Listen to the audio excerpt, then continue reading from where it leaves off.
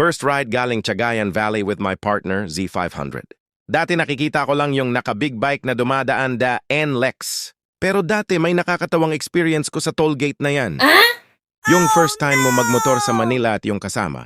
Mo first time din gumamit ng Waze at hindi na set sa motor. Yaba! Feeling ko noon artista, lahat kasi mga dumadaan na sasakyan, nakatingin sa amin at tumatawa pa.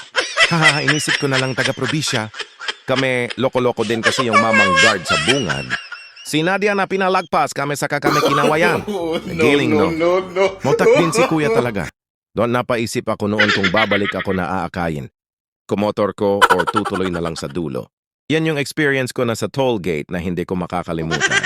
Shoutout nga pala sa tropa kong parehong sablay. Pero hindi pa rin dyan nagtatapos.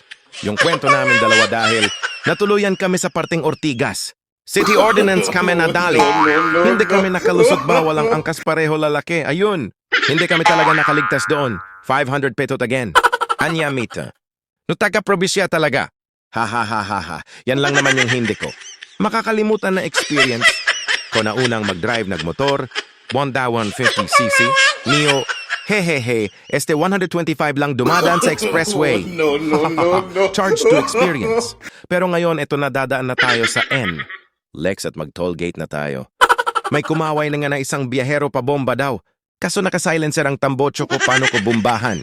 Nagaantay ako ng big bike na pwede kong makasabay sana pero wala talaga ako na antay kaya chill ride na lang ako sa NLEX. E-joy ride na lang ako kahit wala akong nakasabay at eto na malapit na ako sa tollgate at ang haba ng pila sa cash lane pero usap ako sa mga malalaking sasakayan na pasingit lang. Hahaha.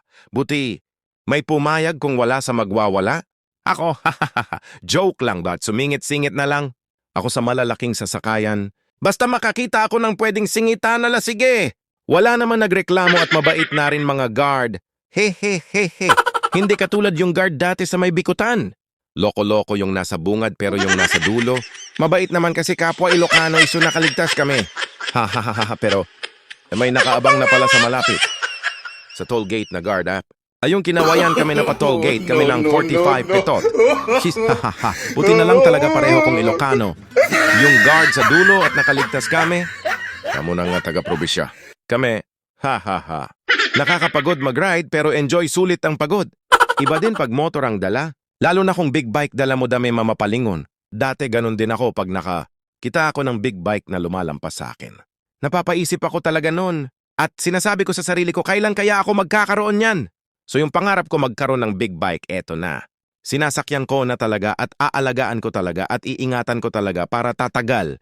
Yung pagsasama namin at makarami kami ng rides. You are not sad. You just need travel.